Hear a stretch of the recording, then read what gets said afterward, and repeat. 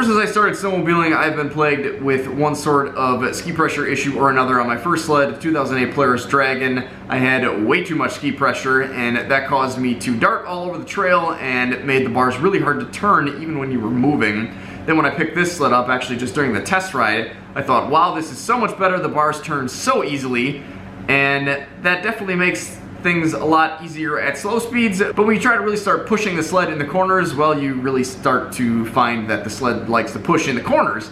You don't have nearly enough bite, and that I think partially is due to the fact that I have 8-inch dual runner carbides on here, or at least I did. There's not a whole lot left of these. I guess my drive-through habit is kind of catching up with me a bit. But that's alright, I actually didn't know that. I picked these up strictly to follow the advice from you guys who suggested a single runner carbide should help a lot with my pushing issue, and I think actually in the listing for these it actually specifically says that this 6-inch single runner version is good for riders with studs in their track.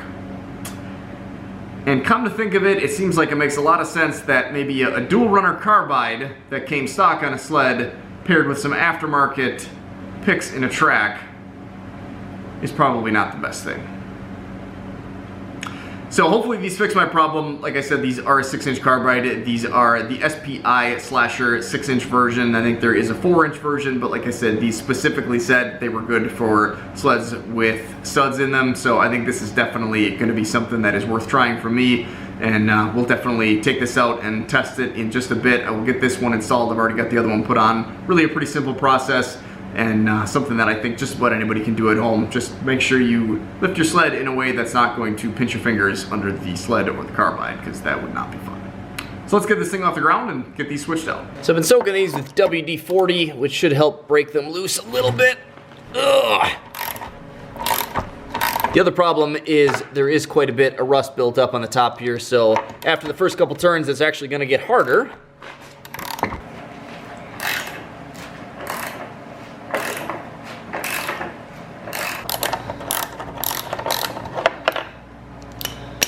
Whew, she's smoking. Only 4 more left to go. And when you get to this last one, you might find that your deep well socket and socket wrench are running into the bottom of your spindle here, and that's not really too hard to fix. You just gotta pick up on the front of the ski here. To hold that in place, one of these works really nice.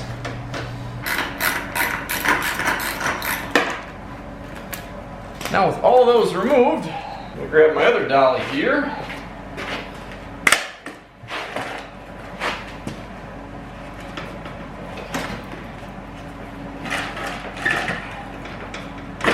Slide that underneath, and I'll just pound the old carbide out.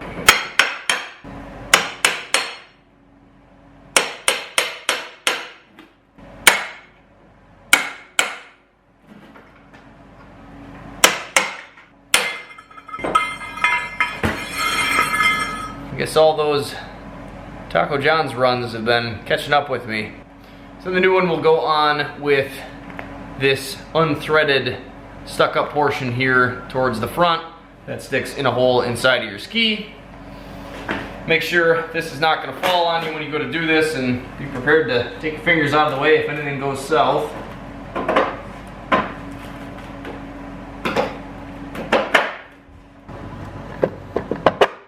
So I have found one issue with these carbides so far, and I guess it's not so much the carbides themselves, but the hardware that comes with them. So my original fasteners that I just pulled off of the sled were kind of a self-contained washer nut combo deal where the bottom sort of flares out a bit, which gives you a little bit more grabbing power on that top side of the plastic ski, where the new fasteners are basically just kind of a straight nut. They are a nylock nut, which of course that's good. We don't want these rattling loose on us, but I don't really think that that's going to go so well up against the plastic. For one thing, it's just going to kind of dig in and sort of bury itself in a hole. Now, I know with 4 bolts, it's probably not going to be that big of a deal, but since I pulled this off of here, I want to make sure that I've got at least this much grabbing power going back on. So I just grabbed 8 washers that I had laying around inside. I'm going to pair those with the new nuts, and I think everything should be just fine. The other option would just be to reuse the nuts that I pulled off of here. However, they are nylock nuts. You're not really supposed to reuse nylock nuts. I do it all the time, but only when I can put blue Loctite on them. These are all full of WD-40, and I don't know that WD-40 mixes very well with Loctite, and so I'm just gonna go with this. So everybody gets a washer.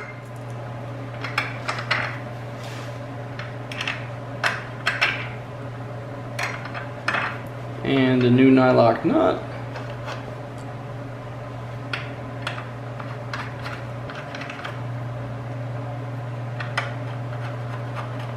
There you go. You kind of notice when you tighten one, you think it's tight. After you do a couple more, you come back to it, and then it's not so tight anymore. So just make sure you're kind of switching off. A little here, a little there. So just go till they feel about good. And it's as simple as that. The F1100 now has a brand new 6-inch single runner carbides. Really pretty happy with how these went on. Again, definitely use the washers. All in all, so far something that I would recommend. I will have a link for these down in the description. If you use that link, it doesn't cost you anything extra. But Amazon will send a little bit my way since I sent you their way. So the only thing left to do is to fire this thing up and take it out for a test ride. So let's go. So this is actually take 2 for this video. I actually posted a update video with a microphone that I was trying out, and I was also trying it out during the first take 1 of this video, and it just absolutely sounded horrible. Sounded like it was yelling at you guys. It was maxing out on like every time I'd get excited, I guess. And there's quite a bit to get excited about with these new carbides, so I decided I wasn't even going to try to edit my way through that, and sure didn't want you guys to sit through it. I recorded that video that you won't see last Saturday, and it is now Wednesday afternoon, and I think partially my views have changed slightly just because my arms are a little bit sore, and we'll get into that and why. And also the conditions have changed a little bit, so I think things got a little bit soft, and then they kind of hardened up a bit. I think it's like right around 10 degrees Fahrenheit, so obviously when conditions change, that kind of can change how well your sled handles. And these carbides definitely grab a heck of a lot better, which of course was the goal. I had a couple of you guys that commented in earlier videos that were concerned that I might end up with some darting issues, and I would say that definitely would have been enough of an issue, or would be enough of an issue, if this sled did not have, look how beautiful that is out there, if this sled did not have studs in it, in the track. And I mean, basically, woo, if you think about it, you're fighting a lot of traction to try to get the sled to go one way or another. So I wouldn't say that this thing doesn't dart at all. And basically, if you haven't experienced darting, it's when you're on more or less straightaways. You can kind of tell on stuff like this too, but it's more or less when you're trying to go in a straight line and the sled wants to track in other people's ski marks. It's kind of doing a little bit here, so it can kind of throw you around a little bit, which I definitely know how that feels, because I had that on my Polaris Dragon. That tracked way too much and darted to the point that, like, I almost didn't even want to ride that sled on straightaways, and that's a whole other story. But basically, I had the suspension set up incorrectly, and that easily could have been fixed with either dual runners or a suspension change. That sled did not have studs on it. Another thing to note about this sled before I get into what it did for me is that I have not touched the suspension since I had it adjusted for the dualies on here. Like I said earlier, the reason that I switched away from those dualies is that I would go into corners, turn the bars, and nothing would happen. In fact, actually, when I test drove this sled, I thought it was a really good thing, because it was a nice change from the Polaris Dragon that I had to fight around every corner. However, I realized that when you go down the trail straight and you can shimmy the bars side to side without the sled changing direction, that's not really a good thing. It's definitely a lot more enjoyable to ride this sled this way. It definitely makes you work, like I said, a bit harder. It does like to shift around a little bit, not nearly to a point where it concerns me. I think the tracks definitely keeps you going in the same direction, unless you really hit a deep rut or something. It seems like it still tracks really pretty well. I would say that I would not hesitate to switch over to these. I think if I went with like a 4-inch single, I think I would not have been happy. I mean, again, I've got plenty of stuff that I can mess around with suspension, so I think if I would have went with a 4, I probably wouldn't have been able to move around as much as far as ski pressure, and still having enough bite to make it around the corners the way I wanted to. Now if I was to have set this sled up back this way when I was a beginner, I think maybe I still would have been okay. And I guess I was okay because my first sled was set up that way. But woo, I would say if you are new to snowmobiling, or maybe you're a little throttle happy, maybe these aren't the best. And I guess I don't know that it's happened yet on video here, but it's happened to me quite a few times in the woods where, whoa, here's a good example. I'm used to my old dual runners, and maybe that's all this is, but I have come around a couple corners that I haven't quite leaned off the sled enough, and pick a ski up here and there. And I mean, that is just something that's going to happen, especially if you're like me and you get lazy.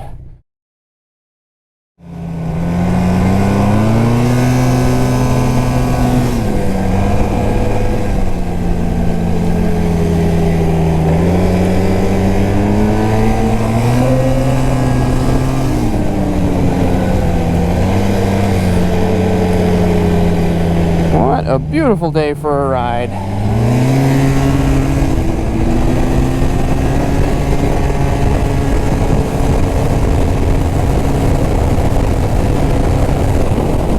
Feel good at 80. I think on a sled with, at least this sled with studs, you're kind of going to have to really choose between what I had before, and that's if you don't get off enough and ride it hard enough, well, then the skis are going to push. And if you go with the single 6 inches like I've got on here, well, then if you don't ride it hard enough, you don't lean off enough, then you're going to pick skis up. And for me anyway, I would definitely prefer that. Obviously you can lose control quickly, but as long as you're getting off and, you know, putting your weight where it needs to be, you have, I think anyway, a lot more control over the sled. And there are products out there, so I'm told by you guys, that you can get for a single runner. I just took a quick look. I didn't actually see one specifically made for my skis, but maybe I just need to know a little more or look a little bit harder. But basically they can not only protect, I guess, the ski and the carbide a little bit, but they also kind of help with that darting issue. And that's, I think, really, you know, other than possibly being able to flip the sled a little bit easier, which of course isn't a good thing, I think the only real downside that I've found so far is just that they do tend to dart a little bit. And again, if I had to leave the sled just like it is, not, you know, if I wasn't able to remove any ski pressure, I would still be very happy with this change.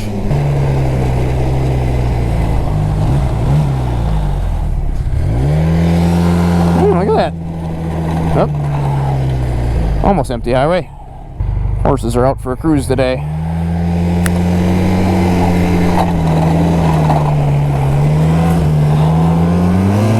Yep, there we go. Ski up in the air. Boing. Ooh, what the heck was that? A weird feeling.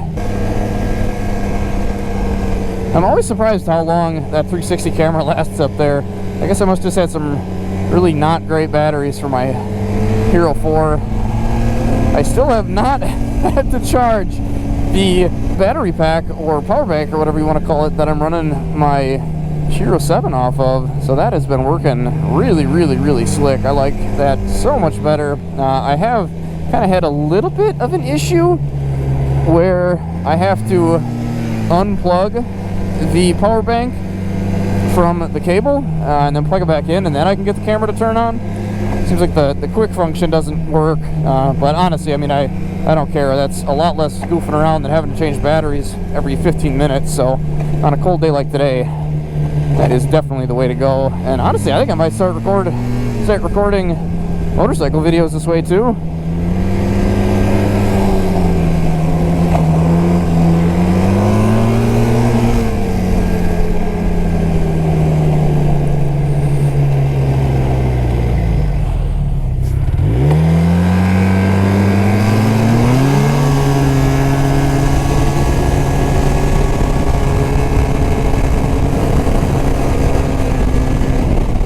I mean, that is absolutely plenty solid at that speed. And I guess that's one thing that I suppose I never really mentioned too much.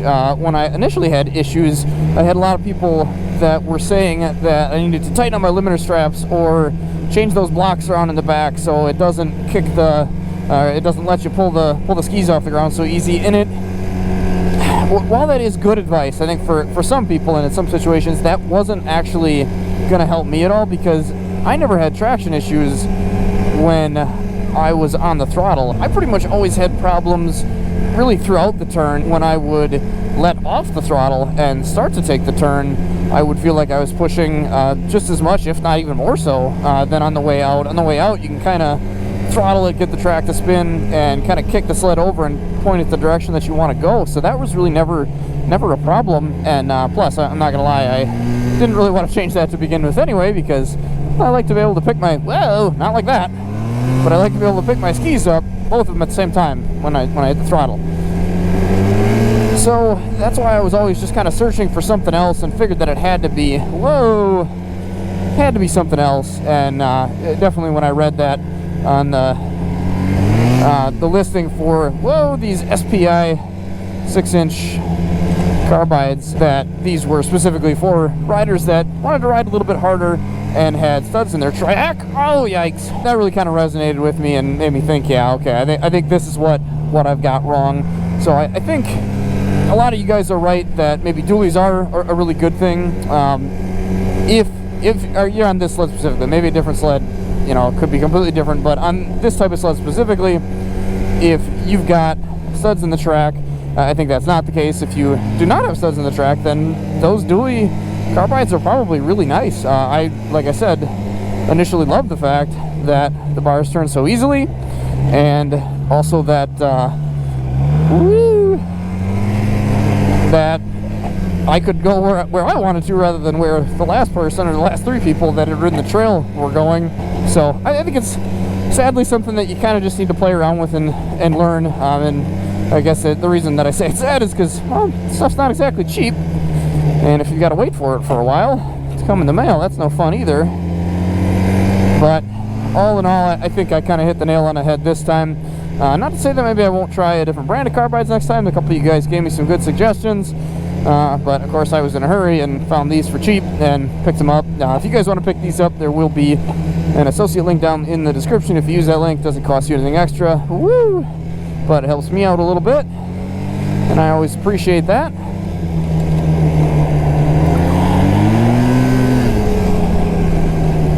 But woo! I would say I am definitely pleased, and not really feeling too sore now that I got my arms moving again a little bit. Feeling all right. Good to get a little bit of exercise, work off a few of those Miller Lights that I drink while I edit. And hey, it keeps you warm, right? Who needs a heated jacket? I definitely don't need one today. Oh, good, the gravel road. My favorite. Alright guys, well, I think we were going to call that a wrap.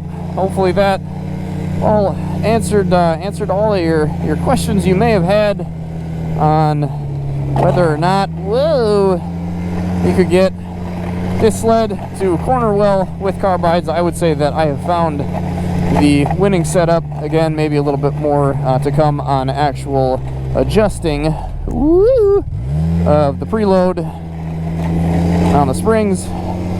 But I think the saga of me complaining about how this sled corners is finally over. So thank you to all you guys who have been watching and have been offering helpful advice down in the comments. This whole single runner Carbide thing definitely got started just from comments from you guys, so definitely big thanks there. Make sure you guys get out, enjoy this beautiful world and these beautiful trails if you can.